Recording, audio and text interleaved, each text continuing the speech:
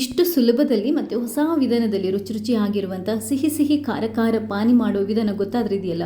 ದಿನಾ ಮನೇಲಿ ಪಾನಿಪುರಿ ಹಬ್ಬ ಮಾಡ್ತೀರಾ. ಯಾಕಂತಂದರೆ ಈ ಒಂದು ಪಾನಿ ಇದ್ದರೆ ಸಾಕು, ನಮಗೆ ಬೇರೆ ಯಾವ ಮಸಾಲ ಬೇಡ, ಸಿಹಿ ಬೇಡ, ಏನೂ ಬೇಡ. ಪಾನಿಪುರಿಯನ್ನು ಸೂಪರಾಗಿ ಮನೆಯಲ್ಲಿ ಸುಲಭವಾಗಿ ಮಾಡಿಕೊಂಡು ತಿನ್ಬೋದು. ನಿಮಗೆ ನನ್ನ ಈ ಸ್ಪೆಷಲ್ ರೆಸಿಪಿ ಇಷ್ಟ ಆದರೆ ಲೈಕ್ ಮಾಡಿ, ಬೇರೆಯವರಿಗೆ ಶೇರ್ ಮಾಡಿ ಕೂಡ. ಹಾಗೆಯೇ ಇಲ್ಲಿ ತನಕ ನೀವು ಯಾರಾದರೂ ನನ್ನ ಚಾನಲ್ಗೆ ಸಬ್ಸ್ಕ್ರೈಬ್ ಆಗಿಲ್ಲದಿದ್ದರೆ ದಯವಿಟ್ಟು ಸಬ್ಸ್ಕ್ರೈಬ್ ಆಗಿ. ಯಾಕಂತಂದರೆ ನಾನು ನೆಕ್ಸ್ಟ್ ಹಾಕುವಂಥ ಕೂಡ ಎಲ್ಲ ವಿಡಿಯೋಗಳನ್ನು ನೀವು ಮಿಸ್ ಮಾಡದೆ ನೋಡ್ಕೋಬಹುದು. ಥ್ಯಾಂಕ್ಸ್ ಎಲ್ರಿಗೂ. ಈ ಆಲ್ ಇನ್ ಒನ್ ಪಾನಿನ ಮಾಡಲಿಕ್ಕೆ ಪಾನಿಪುರಿಗೆ ನೋಡಿ, ಒಂದು ಲಿಂಬೆ ಗಾತ್ರದಷ್ಟು ಹುಣಸೆ ಹಣ್ಣನ್ನು ತಗೊಂಡಿದ್ದೇನೆ. 1 ಲೀಟರಷ್ಟು ಪಾನಿ ಇದರಲ್ಲಿ ಆರಾಮ್ಸೆ ಮಾಡ್ಬೋದು. ಅದನ್ನ ನೀರಲ್ಲಿ ಹಾಕಿಬಿಟ್ಟು ಹುಣಸೆ ಹಣ್ಣಿನ ಜ್ಯೂಸನ್ನು ತೆಗೆದು ರೆಡಿ ಇಡಿ. ಇವಾಗ ಇದಕ್ಕೊಂದು ಮಸಾಲೆ ಪುಡಿ ರೆಡಿ ಮಾಡೋಣ. ಸ್ಟವ್ ಮೇಲೆ ಒಂದು ಪ್ಯಾನ್ ಇಟ್ಟು ಅರ್ಧ ಟೇಬಲ್ ಸ್ಪೂನಷ್ಟು ಕಾಳು ಮೆಣಸು, 2 ಕೆಂಪು ಮೆಣಸು ಒಣಮೆಣಸು, ಅರ್ಧ ಟೇಬಲ್ ಸ್ಪೂನಷ್ಟು ಕೊತ್ತಂಬರಿ ಬೀಜ, 1 ಟೇಬಲ್ ಸ್ಪೂನಷ್ಟು ಜೀರಿಗೆ ಸ್ವಲ್ಪ ಜಾಸ್ತಿ, 2-3 ಲವಂಗ, ಚಿಕ್ಕದಾಗಿರುವಂಥ 1 ತುಂಡು ಚಕ್ಕೆ, ಅಷ್ಟೇ ಸಾಕು. ಇಷ್ಟನ್ನು ಹಾಕಿಬಿಟ್ಟು ಲೈಟಾಗಿ ಹುರಿದುಕೊಳ್ಳೋಣ. ಚೆನ್ನಾಗಿ ಫ್ಲೇವರ್ ಬರಬೇಕು. ನಾವು ಈ ಮಸಾಲೆ ಇಂಗ್ರೀಡಿಯೆಂಟ್ ಇದು ಪುಡಿ ಇದ್ರೆ ಇದೆಯಲ್ವ, ನಮಗೆ ಬೇರೆ ಯಾವುದೂ ಬೇಕಾಗಿಲ್ಲ.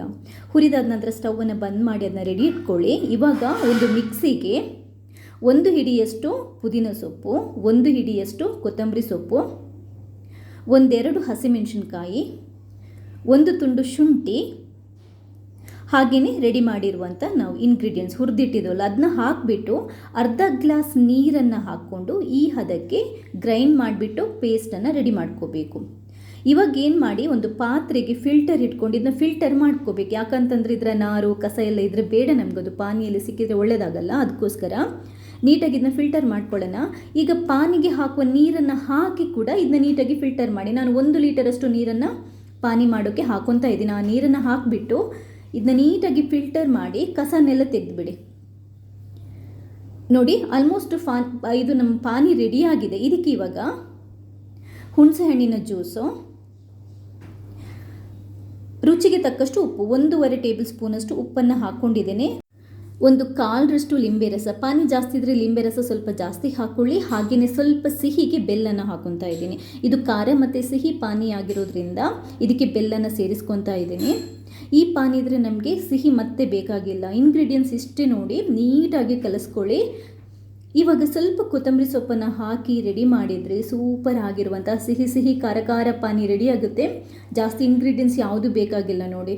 ಕೆಲವರು ಬ್ಲ್ಯಾಕ್ ಸಾಲ್ಟ್ ಅಂತೆ ಅದಂತೆ ಇದಂತೆ ಎಲ್ಲ ಹಾಕ್ತಾರೆ. ನಾನು ಅದು ಯಾವುದು ಹಾಕಿಲ್ಲ ನೋಡಿ. ಇಷ್ಟೇ ಇಂಗ್ರೀಡಿಯೆಂಟ್ಸನ್ನು ಹಾಕ್ಕೊಂಡು ಮಾಡಿರುವಂಥ ಅತೀ ಸುಲಭವಾಗಿ ಮಾಡುವಂಥ ಪಾನಿ ಇದು. ಇದೊಂದು ಪಾನಿ ಇದ್ದರೆ ಒಂದು ಸ್ವಲ್ಪ ಈರುಳ್ಳಿ ಮತ್ತು ಅಥವಾ ಈ ಸೇಮೆ ಬರುತ್ತಲ್ವ, ಅದಿದ್ದರೆ ಸಾಕು. ನಾವು ಹೊರಗಡೆ ಏನು ತಿಂತೀವಿ ನೋಡಿ ಬೀದಿ ಬದಿಯಲ್ಲಿ, ಅದಕ್ಕಿಂತ ಸೂಪರ್ ಆಗಿರುವಂಥ ಪಾನಿಪುರಿಯನ್ನು ಮನೆಯಲ್ಲೇ ತಿನ್ಬೋದು. ಎಷ್ಟು ಕಷ್ಟ ಆಯಿತು? ಏನು ಕಷ್ಟ ಇಲ್ಲ, ತುಂಬಾ ಸಿಂಪಲಾಗಿ ಮಾಡ್ಕೊಂಡಿವಲ್ವ. ನೋಡಿ, ಇಷ್ಟೇ ಸ್ವಲ್ಪ ಕಟ್ ಮಾಡಿರುವಂತಹ ಈರುಳ್ಳಿ ಮತ್ತು ಒಂದು ಸ್ವಲ್ಪ ಸೇಮೆ, ಬೇಕಿದ್ರೆ ಕೊತ್ತಂಬರಿ ಸೊಪ್ಪನ್ನು ಸೇರಿಸ್ಕೊಂಡು ಈ ಪಾನಿಯಲ್ಲಿ ಪುರಿಯನ್ನು ಮುಳುಗಿಸ್ಕೊಂಡು ತಿಂತ ಇರಬೇಕಾದ್ರೆ ಅದರ ಮಜನೇ ಬೇರೆ. ಮರೆಯದೆ ಒಂದ್ಸರಿ ಟ್ರೈ ಮಾಡಿ, ಖಂಡಿತವಾಗ್ಲೂ ನಿಮಗೆ ತುಂಬಾ ಇಷ್ಟ ಆಗುತ್ತೆ. ಮಕ್ಕಳಿಗೆ ಕೂಡ ಇದು ತುಂಬಾ ಇಷ್ಟ ಆಗುತ್ತೆ.